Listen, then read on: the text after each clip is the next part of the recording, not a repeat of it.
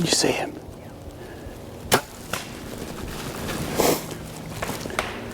What is the one forgotten plant that old-timers hunted under for 200 years before anyone ever poured a bag of corn on the ground?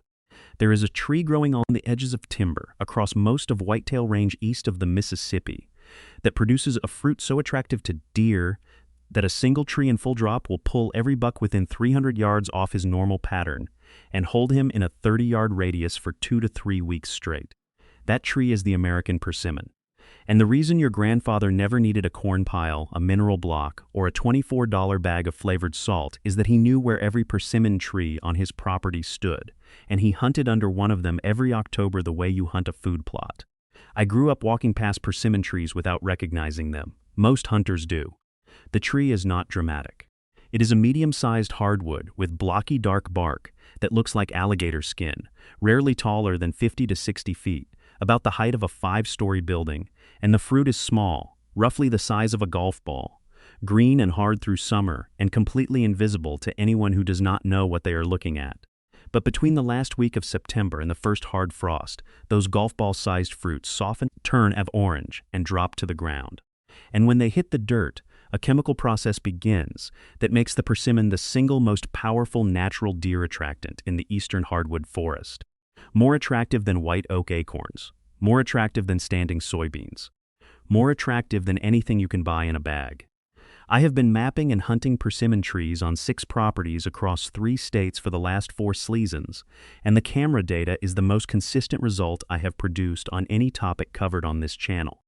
I will explain the specific sugar chemistry that makes persimmon fruit 3 to 4 times more attractive than acorns, why the first frost is the trigger that turns the fruit from ignored to irresistible, and exactly how to find, map, and hunt persimmon trees on your property this fall. Stay until the end because there is a ground preparation trick under the tree that roughly doubles the scent dispersal range of dropped fruit, and I have never seen it covered on any hunting channel or forum thread. Before I get into the chemistry, check your state regulations on hunting near natural food sources. In most states, hunting over naturally occurring wild fruit is completely legal because you did not place it there. The tree did. But a few states have specific proximity rules for hunting near concentrated natural food sources, and it is your responsibility to verify. 5 minutes protects your tag.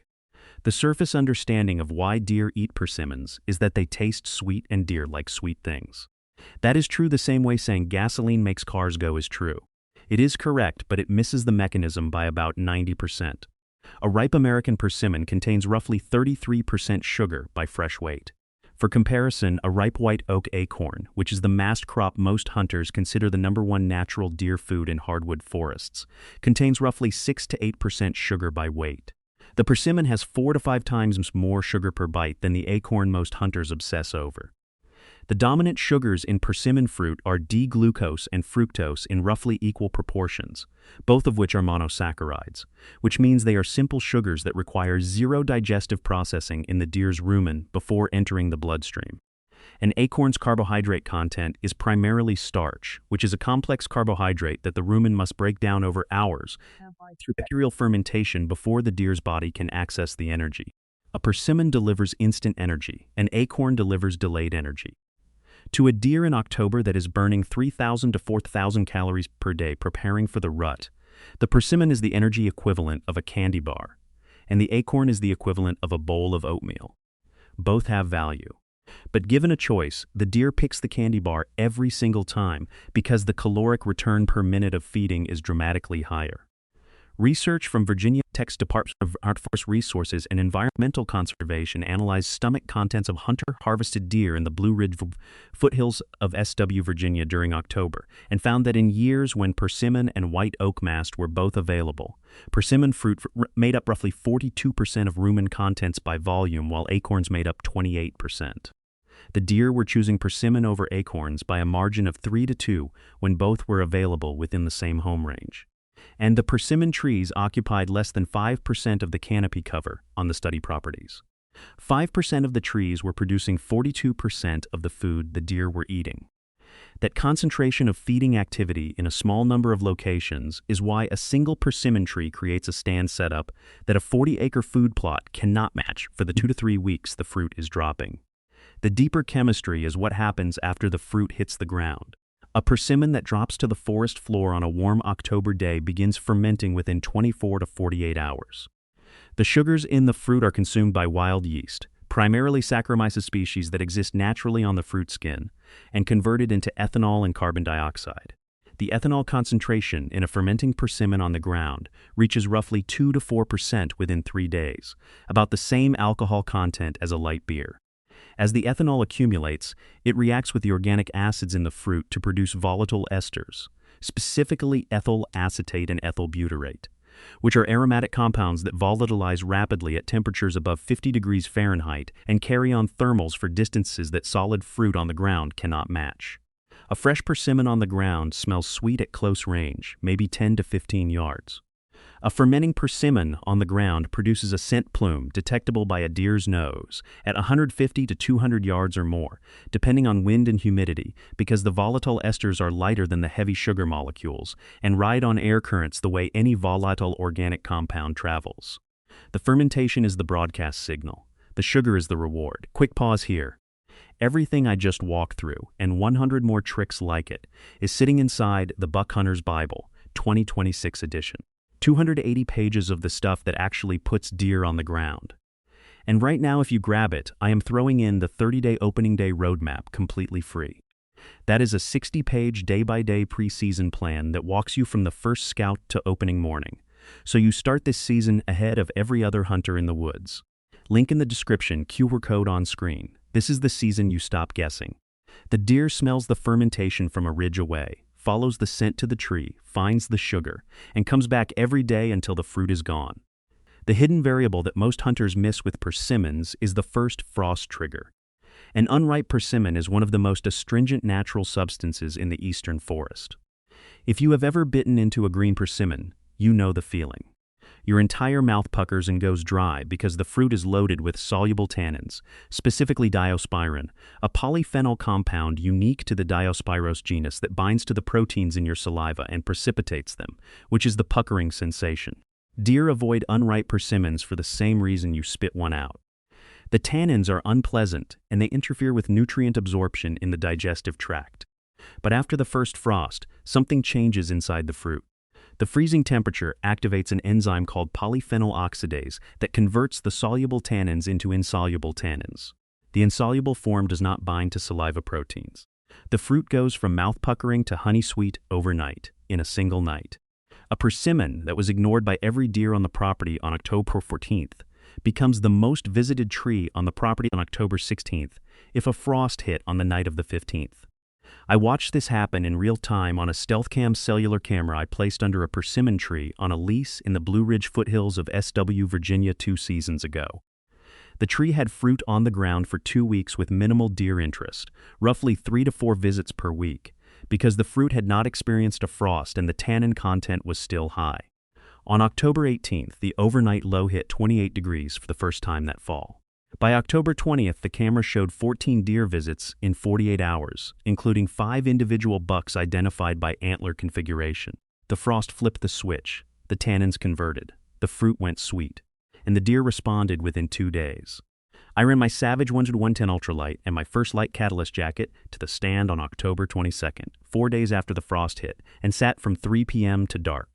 Between 4:30 and 5:15, I had 7 deer under the tree, including a 3.5-year-old 8-point that fed for nearly 2 minutes at 24 yards. 7 deer in 45 minutes at a tree that had 3 visits per week before the frost. That single weather event changed a mediocre food source into the best stand location on the property overnight.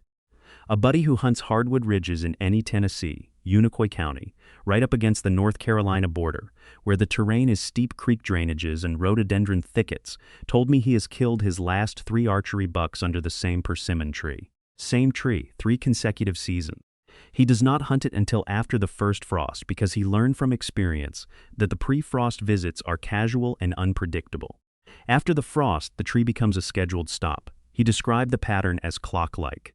The deer arrive between 4:45 and 5:15 p.m. every afternoon for roughly 12 to 16 days until the fruit is consumed.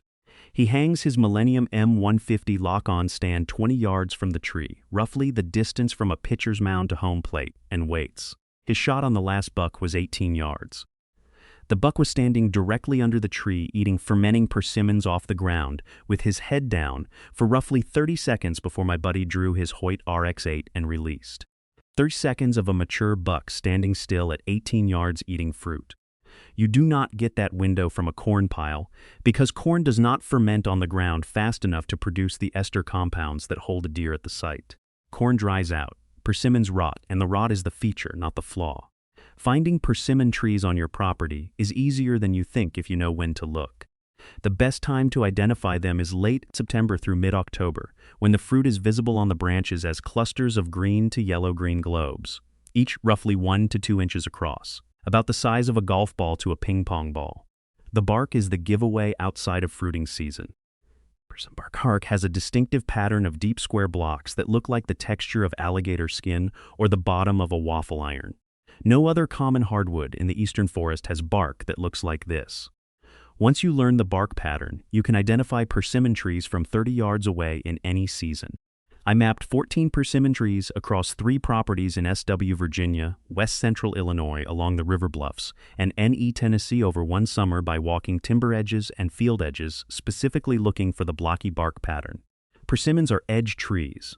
They need sunlight to fruit, so they grow on the margins of timber openings, field edges, old logging roads, and creek banks where the canopy is open enough to let light reach the crown. Interior timber persimmons grow tall and skinny, without producing fruit, because the canopy shade suppresses flower and fruit development. An outfitter I trade data with in west central IL, along the bluffs above the Illinois River, told me his highest producing persimmon trees were all within 30 yards of a field edge or logging road, where the crown received full afternoon sun. His interior timber persimmons produced almost nothing. Sunlight determines fruit production. Same principle as apple orchards. The tree needs light to set fruit. Look, I am going to be straight with you. Everything I am walking through in this video is just a small piece of what is inside the Buck Hunter's Bible, 2026 edition. 280 pages, 101 field-tested tricks. And right now, you also get the 30-day opening day roadmap free with it. A 60-page day-by-day plan that gets you ready before the season even starts. I do not know how long that bonus stays in the deal. But if you have been watching these videos and thinking this could be my season, that is the move. Link in the description below, QR code on screen, make this the year.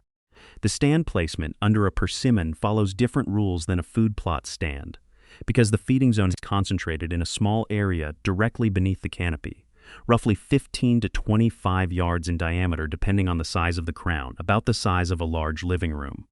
The deer are not browsing a field edge, where they could appear from any direction. They are walking to a specific tree. That means you can predict their approach routes with high accuracy by finding the deer trails that lead to the tree. Walk 50 yards out from the trunk in every direction and look for the trails converging toward it. The heaviest trail is your primary approach. Your stand goes 20 to 25 yards from the trunk on the downwind side of the primary approach, so the deer walk past you to reach the fruit. Do not hang your stand in the persimmon tree. The feeding activity directly below the tree means every deer is looking up intermittently to watch for falling fruit and to check the branches above the drop zone. A hunter in the feeding tree gets spotted. A hunter 20 yards to the side, off the deer's focal point, does not.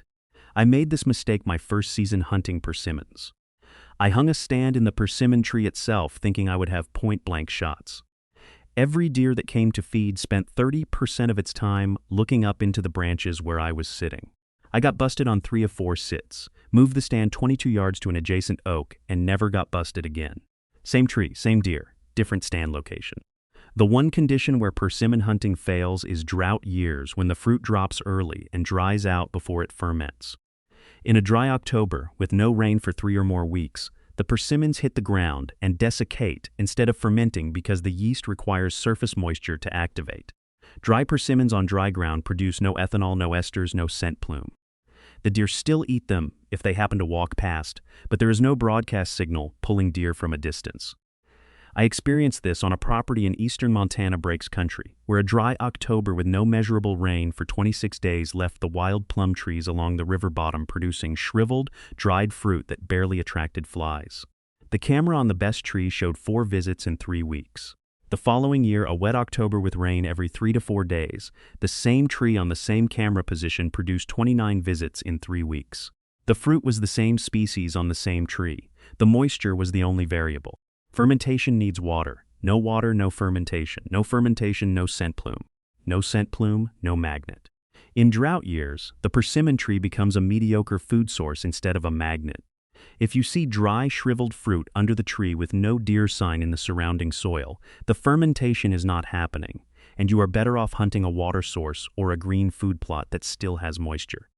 The ground preparation trick I promised at the beginning takes the natural fermentation process and amplifies it. The day after the first frost, go to your persimmon tree and rake the dropped fruit into a concentrated pile roughly 3 feet across, about the size of a card table, directly under the heaviest part of the canopy. Then pour roughly a half gallon of water over the pile. The water does 2 things.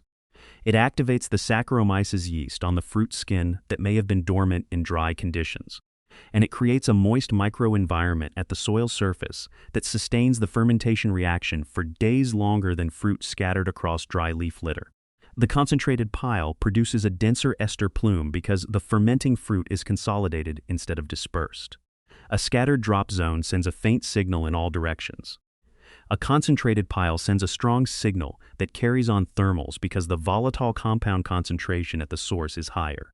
I tested this on paired persimmon trees on the SW Virginia property. One tree I left natural with scattered fruit. The other I raked and watered 2 days after the first frost. The rake tree produced 31 deer visits in the first 2 weeks on a StealthCam Fusion cellular camera.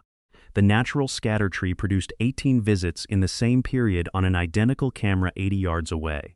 Same property, same deer herd, same 2-week window. The concentrated pile outperformed the natural scatter by roughly 72%. Raking fruit into a pile is not placing bait in most states because you are rearranging naturally occurring food that is already on the ground, not introducing a foreign substance. But check your state regulations because interpretations vary, and some states define any concentration of natural food as baiting. My wife saw me raking persimmons into a pile in the woods and asked me if I was cleaning the forest floor. I told her I was building a deer restaurant. She said it looks like you are raking leaves into a pile. I told her the leaves are the decoration and the persimmons are the menu. She looked at me for a long moment and went back to the truck. She has learned not to ask follow-up questions when I am doing things in the woods that look pointless from a distance. A Code Blue camera study from a property in eastern Montana Breaks Country near the Yellowstone River recorded similar patterns on wild plum trees, which are in the same sugar fermentation category as persimmons. The wild plum fruit fermented on the ground within 48 hours of dropping, and the camera showed mule deer and whitetail response patterns nearly identical to what I documented under persimmons in Virginia. The chemistry is the same. Fermentation produces esters. Esters carry on thermals. Deer follow the scent to the sugar source. The species of fruit matters less than the fermentation process. Persimmon is just the most common and most productive version of this phenomenon in the eastern whitetail range, because no other native fruit matches the 33% sugar concentration that drives the fastest and most intense fermentation. Walk your timber edges this August, learn the bark, mark the trees on a map app. Come back in late September and check for fruit.